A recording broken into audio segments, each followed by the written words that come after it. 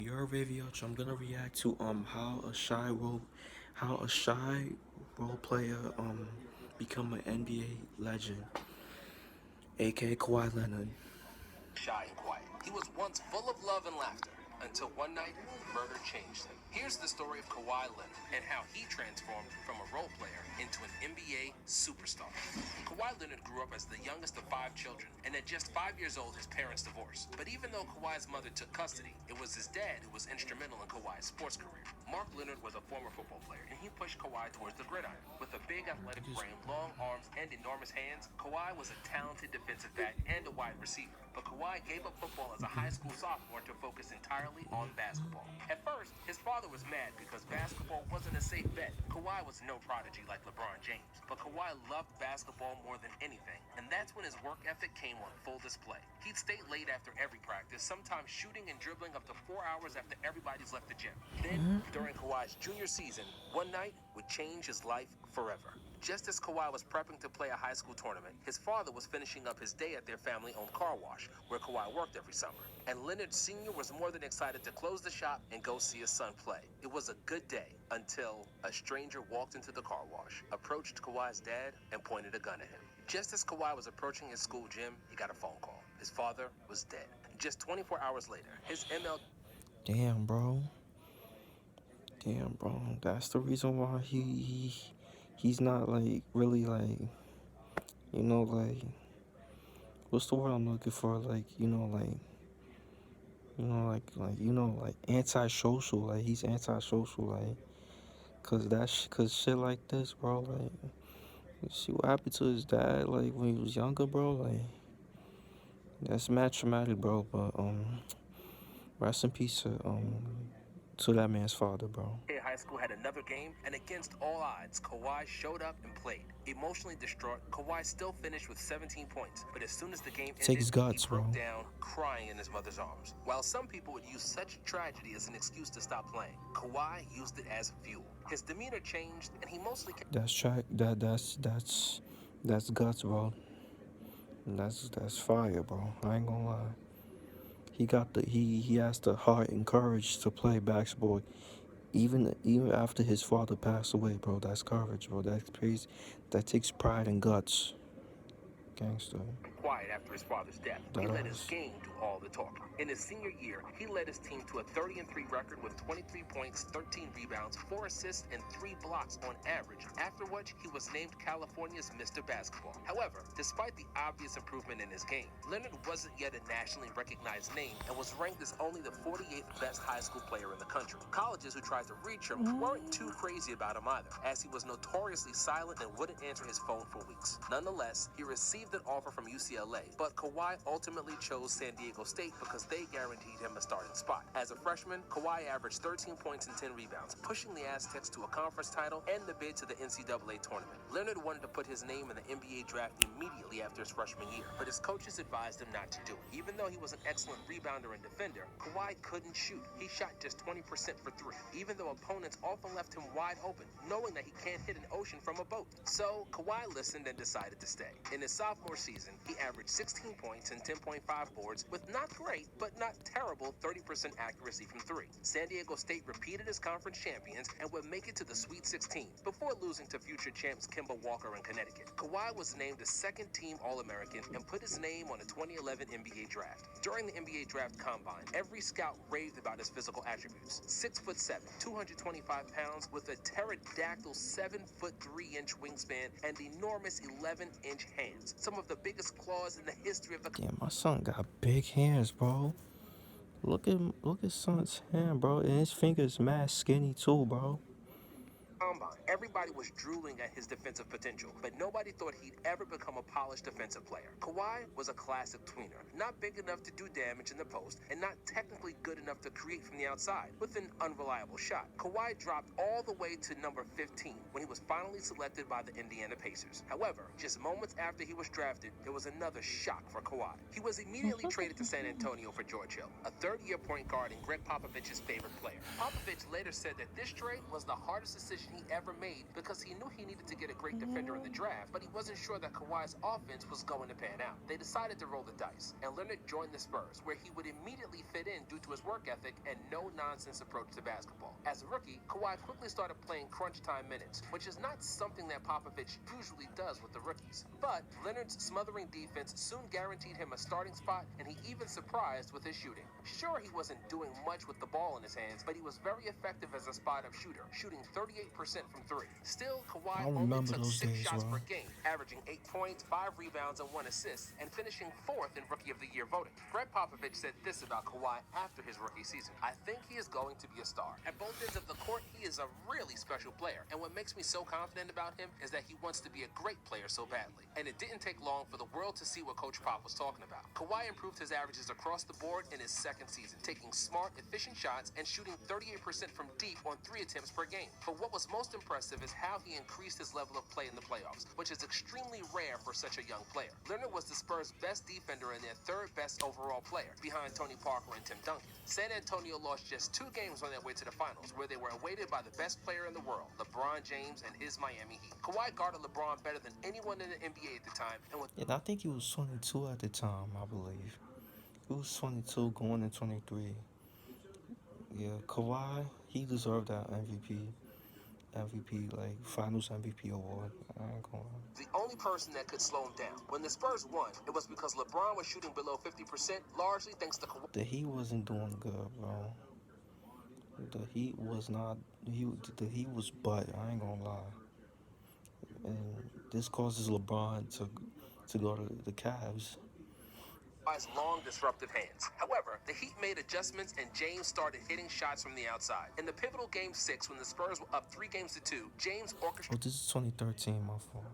a miraculous comeback in the 4th quarter. Still, the Spurs had a 5-point lead in the final minute, and it seemed a lock that they would win the title, until one of the biggest shots in NBA history took place and changed the narrative. In the overtime, the Heat prevailed and took the series to Game 7, which was again decided in the final minutes. Even though Kawhi took away his driving lanes, LeBron knew that he needs to make one jump shot for the win, and he did. James finished with 37 points, proving his status as the best in the world, and Miami stole the championship away from the Spurs. Kawhi averaged 15 points, 11 rebounds, and 2 steals in the finals, and he put the world on notice. He arrived on the big scene, but Kawhi being Kawhi, he didn't rest on his laurels. Leonard worked extremely hard in the offseason, further improving his shot and putting on muscle. For the 2014 season, his efficiency increased, but his numbers stayed virtually the same. However, that's mainly because the Spurs played an extremely team-oriented brand of basketball, where their best scorer averaged just 16 points, and nobody on the team played more than 30 minutes per game. San Antonio finished with the best record in the NBA, and Kawhi earned the nod to the 2nd all-defensive team.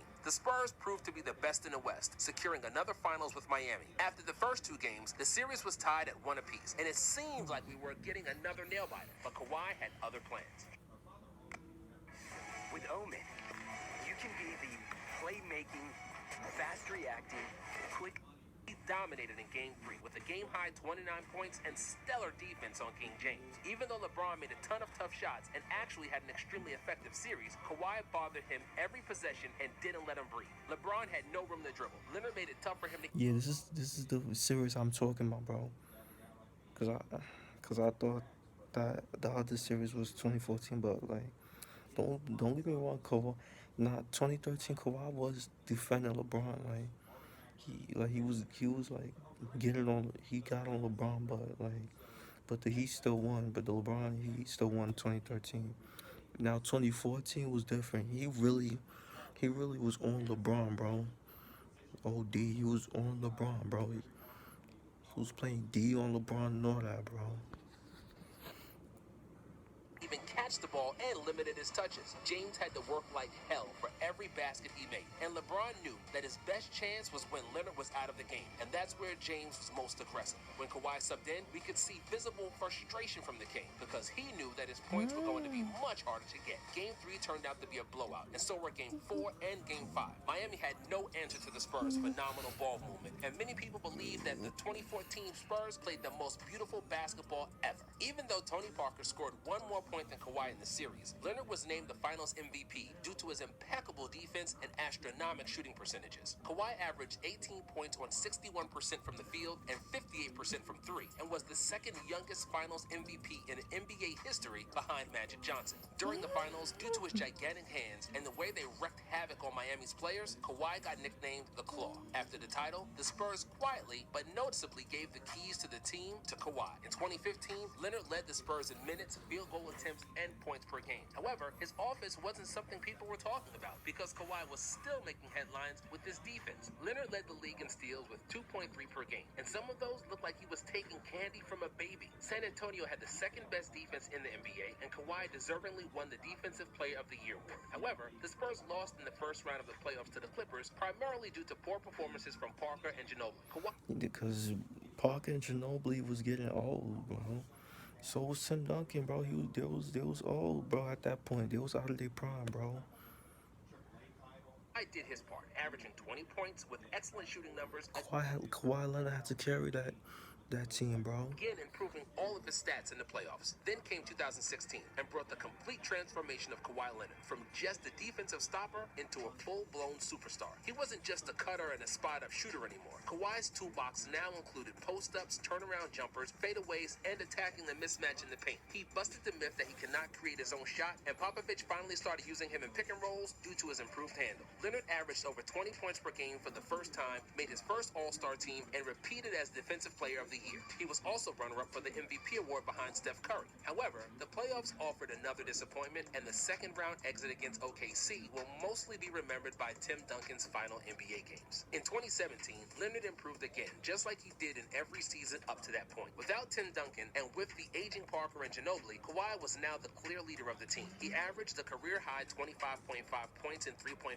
assists, with 2 made threes per game. And despite his increased role on offense, his defense didn't suffer, and he made his third consecutive first-team All-Defense. Leonard led the Spurs to the conference finals against the Warriors, who were the heavy favorites. But when Game 1 started, it wasn't Kevin Durant, Steph Curry, or Klay Thompson who was pulling all the strings and dominating. It was Kawhi. San Antonio had a 20-point lead at halftime, and the Claw was I remember that unstoppable, game. scoring 26 points in 24 minutes on the court. And then the Spurs got a taste of their own medicine, and bad karma changed their franchise forever. In the early 2000s, their small forward, Bruce Bowen, was putting his feet in players' landing area, causing multiple players to injure their ankles. 1 decade later, their star small forward got injured the same way. Zaza Pachulia planted his feet underneath Kawhi when he And what y'all think about this play, bro? Do y'all think Zaza Pachulia purposely did that to Kawhi? Let me know down in the comment section, bro.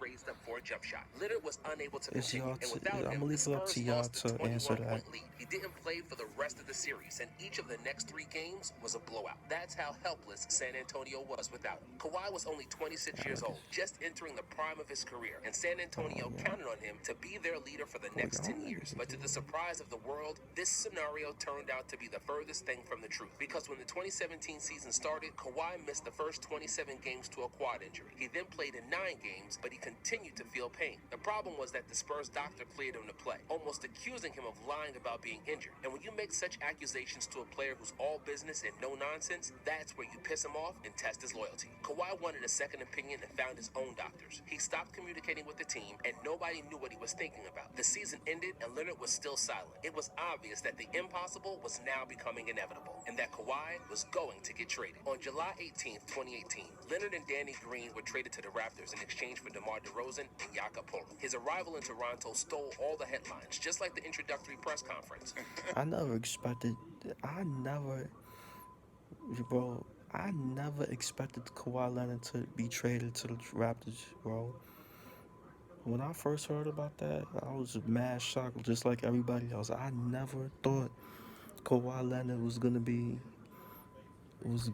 traded to the Raptors, bro. And he wound up in championship on 1 season, and he only spent 1 season with them, bro, with the Raptors.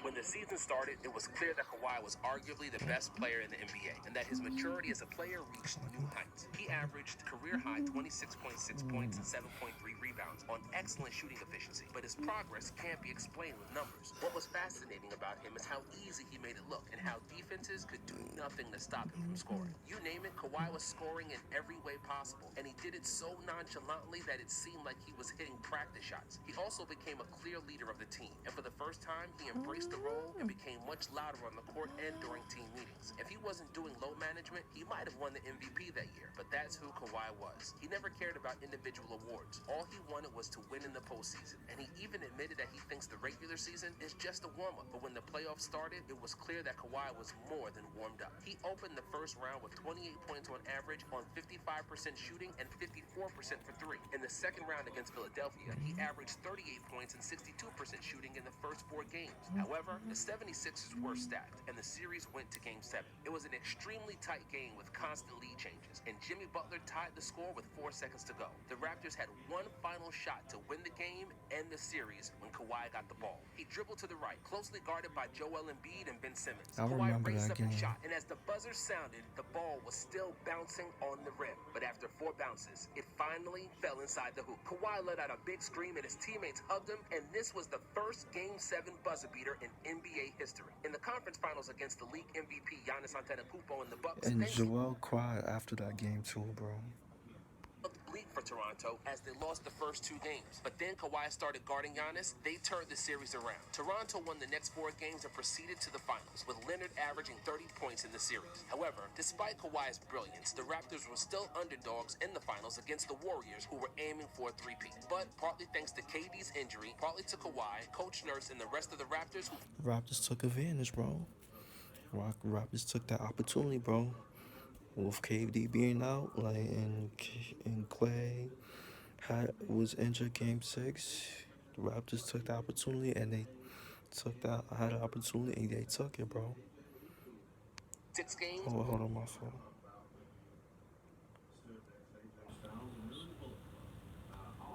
proceeded to the finals, with Leonard averaging 30 points in the series. However, despite Kawhi's brilliance, the Raptors were still underdogs in the finals against the Warriors, who were aiming for a three-peat. But partly thanks to KD's injury, partly to Kawhi, Coach Nurse, and the rest of the Raptors, who fought like lions, Toronto won the series in 6 games and took the first NBA title to Canada. Despite the emergence of Siakam, the resurrection of Fred VanVleet, and steady quality from Kyle Lowry, Toronto won the title because of Kawhi. Leonard was the finals MVP with 28.5 points, 10 boards, 4 assists, and 2 steals on average. And he averaged over 30 points during the entire playoffs. After the title, Kawhi was a free agent and he disappeared again.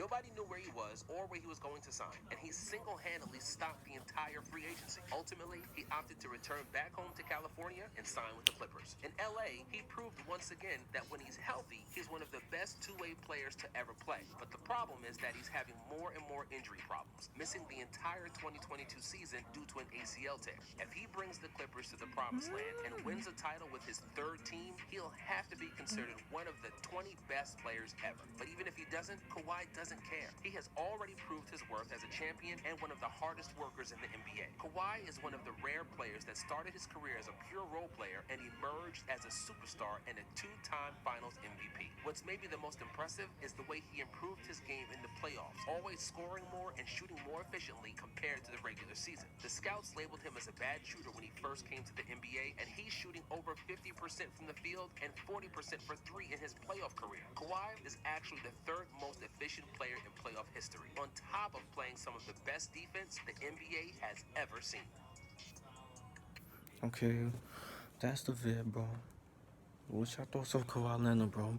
Make sure y'all like, comment, subscribe. Y'all know the vibes. If you just WavyOcho checking out, you are.